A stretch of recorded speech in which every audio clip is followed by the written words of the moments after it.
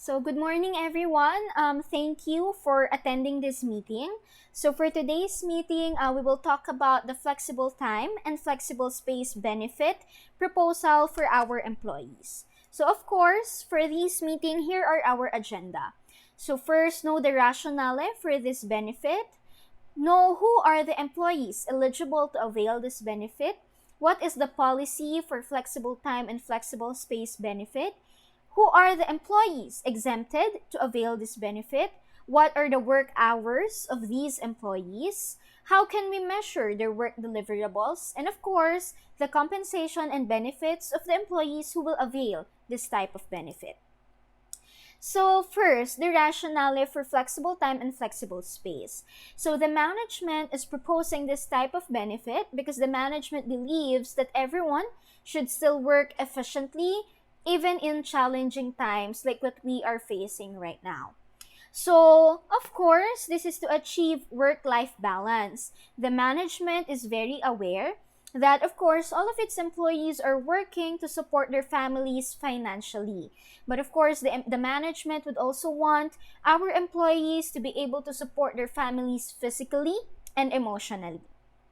So this is also for our employees to have a fresh outlook and think creatively. Of course, if we are just boxed in the four corners of our office, this doesn't allow a flow of creativity. So this type of benefit allows our employees to think outside the box and to think creatively. And this type of benefit also plans to create a culture of doing beyond what is expected, even if no one is watching.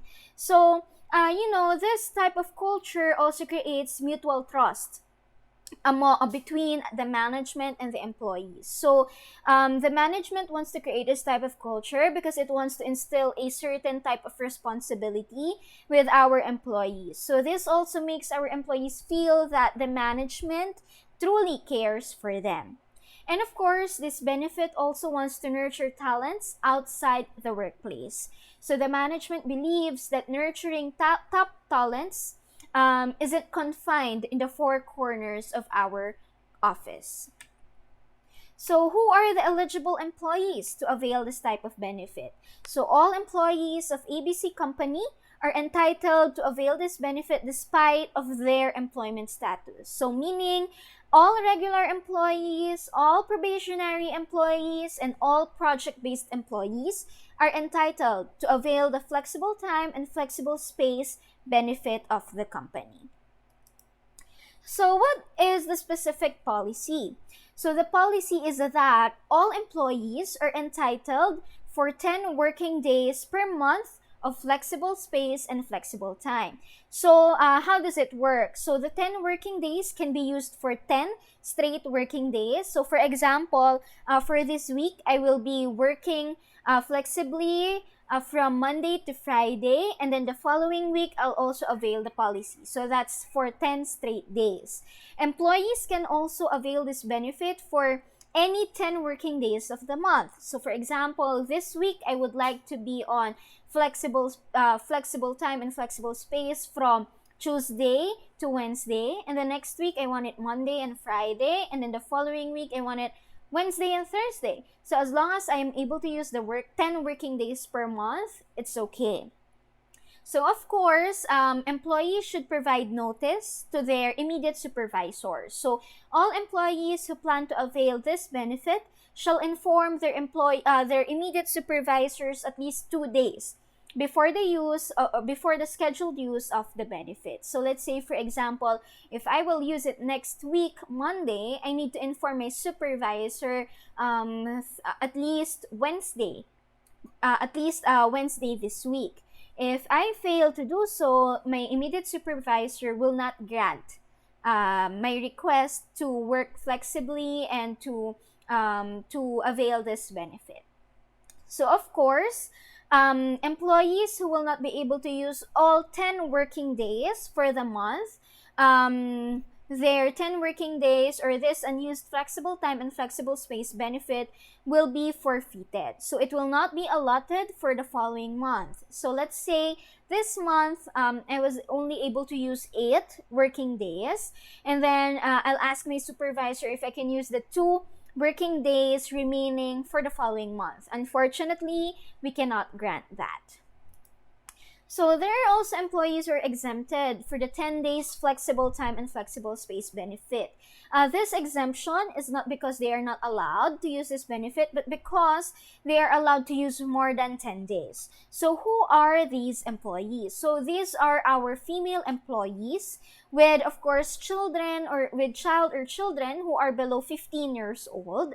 And then our single parents, either male or female, who have a child or children who are 15 years old. Who are 15 years old and below, of course.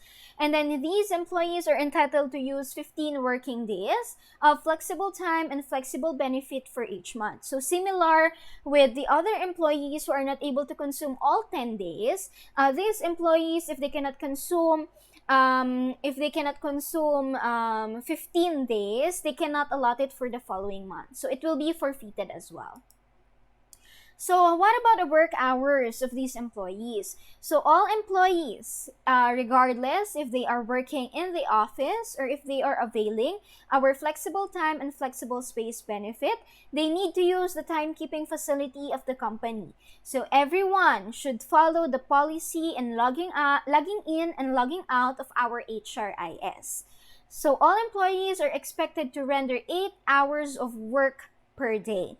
So meaning if I am availing this benefit and I only worked for 2 hours from 8 to 10 a.m., I need to log out of the HRIS. And then if I plan to complete the rest of the 8 hours in the afternoon, I need to log in and then log out again. So those employees who are entitled of overtime, this is still applicable even if you are on the flexible time and flexible space benefit, because any hour or anything in excess of 8 hours shall be considered overtime. Of course, this is only applicable for our employees who are entitled of our overtime benefit. So work deliverables. So since our immediate supervisors cannot physically monitor our work output, everyone who will avail this benefit is expected to submit their work deliverables plan. So it should be on a per day basis, especially now that we are allowing employees to avail this benefit any 10 working days of the month. So when you submit your request that you want to be on flexible time and flexible space benefit, you should also attach your work deliverables plan. Of course, this work deliverables plan should be submitted to the employee's immediate supervisor and should be approved by the division head. So each work deliverables plan should be evaluated at the end of each week. So for the compensation and benefits, employees who are availing of the flexible time and flexible space benefit shall be entitled to the same compensation and benefits being provided to our employees on site. So all of the employees will be given all the tools needed to avail the flexible time and flexible space benefit. So if you have any questions, you may send it. You may raise them now, or you may send it via email so that we can accommodate and answer all of your questions. So thank you so much for listening, and have a great day. Thank you.